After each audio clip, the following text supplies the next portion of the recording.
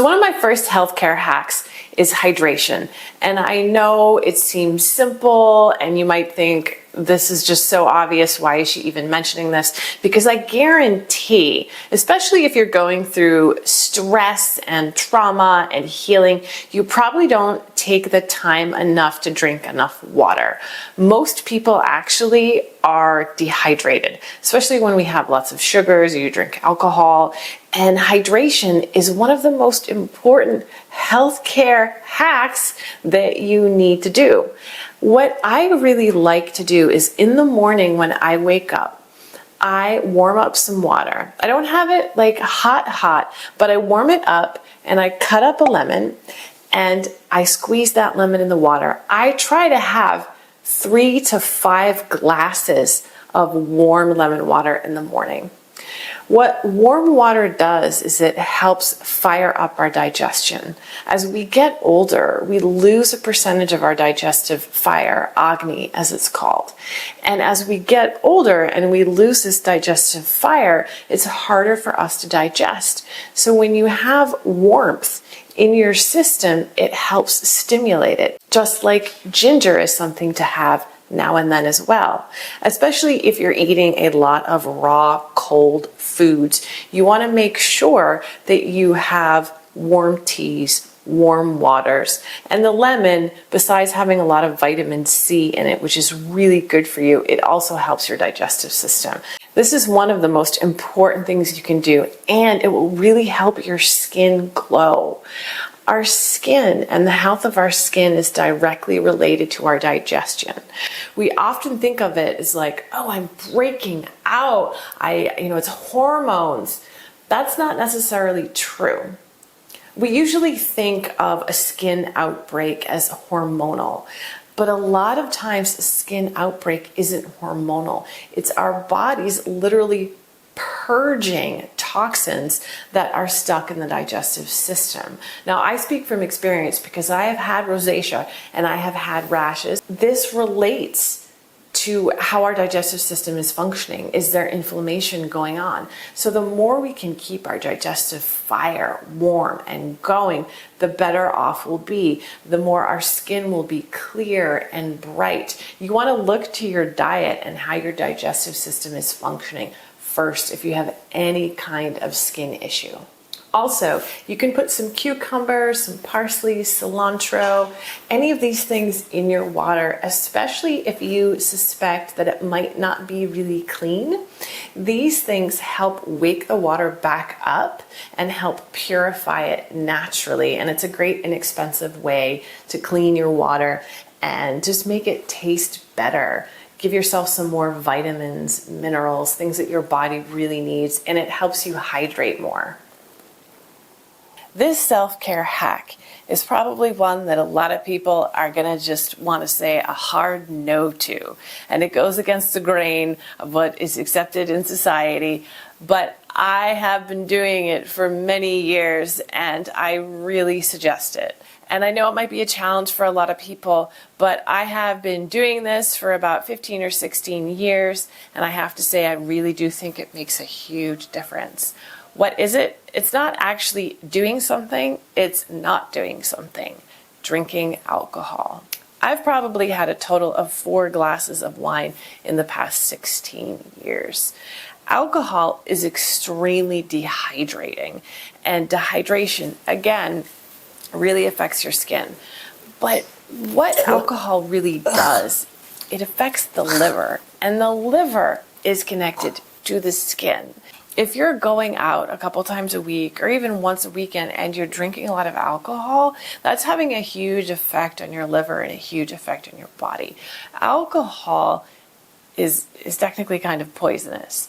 I don't want to judge it because I remember one day in France, I had a few sips of what was the most magical wine I've ever had. But again, it was like this experience, it was a sensual experience. You could taste the honey and the bees and the wood and the flowers, and it wasn't even something that you wanted to drink a lot of. You wanted to sip it and you wanted to have it with cheese and apples and It was an experience. So you have to change your mindset and really realize, like, why are you drinking alcohol? Why do you need to drink so much alcohol? I know it's culturally accepted. There's a liquor store practically on every block, but I encourage you, if you can, to at least cut down on the amount of alcohol that you drink, because this is going to improve your health on so many levels. My third hack for self-care, and it's going to, again, seem pretty darn obvious to you, but there's a reason why I want to talk about it for a few minutes. Meditation and yoga. I started practicing meditation and yoga when I think I was about 18 or 19 years old. I had no idea what Kundalini yoga was. I had tried a couple hatha classes and I just wasn't really getting what I needed. It wasn't enough. So I opened the phone book and I just saw, oh, yoga, I'll try this teacher, I'll try this class, and I'll see how it goes. I knew 10 minutes into that class that this was it, that this was going to be what helped me, what got me through. And 25 years later, I am now a level 2 certified Kundalini yoga teacher, meditation teacher, trauma informed. It has given me so much. I'm 45 years old. I look great, and it's largely because of this practice that I have had. Yes, I don't feel awesome all the time, but imagine how I would feel if I didn't have a practice. I truthfully do not think that I would be here without this practice. Now, my power and happiness stems from me, but I'm so happy I found it. Or rather, I think it found me and I was meant to find it. The way I teach, and the thing that I love most about it, is that it's a process for me to connect to myself, to my own power, to my self-sovereignty. And that's how you should approach your yoga practice. You're finding your own power. You're not getting it from some teacher or some guru or somewhere else. It stems from you. And that's what Kundalini Yoga gives to me, an opportunity and a pathway and a technique to realize my own power. It definitely helped get me through fibromyalgia. I started experiencing fibromyalgia symptoms when I was like 18 years old.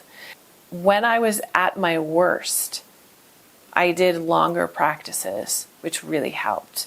And it got me through, and I trusted it. You shape your practice to what works for you. If you're in trauma recovery, if you have really bad CPTSD symptoms right now, you want to maybe look to restorative or yin as well. I love both of those forms. There are some yin yoga and Kundalini videos on my YouTube page, so check those out. You cannot afford to not have a meditation practice. If you really want to live a happy life and get somewhere in life and you're struggling, that's the first place that you want to go. That's where you want to establish some discipline and some practice and some self-nurturing and self-love and self-care.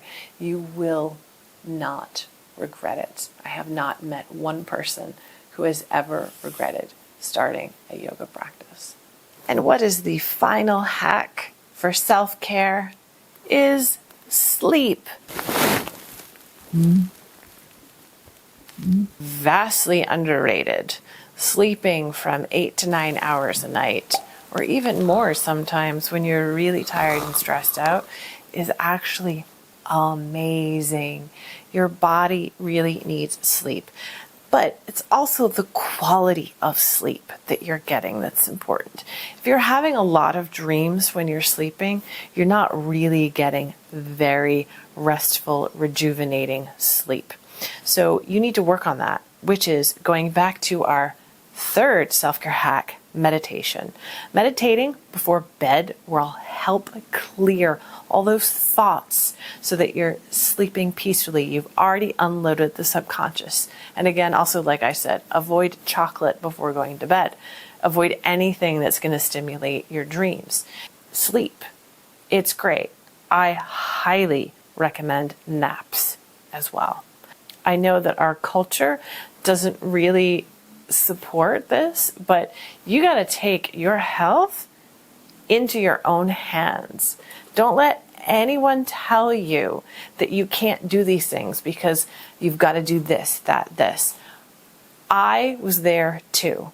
You can set boundaries that allow you to take care of yourself, and the universe will support you. Venus Transmissions, I'm Satavtar. It's been great to be with you today. What are some of your self-care hacks that you really enjoy? Leave them in the comments below. And I'm going to come out with another video soon that's actually my #1 secret self-care hack that not a lot of people know about that is magnificently life-changing. So stay tuned. That video will be out soon. VenusTransmissions.com.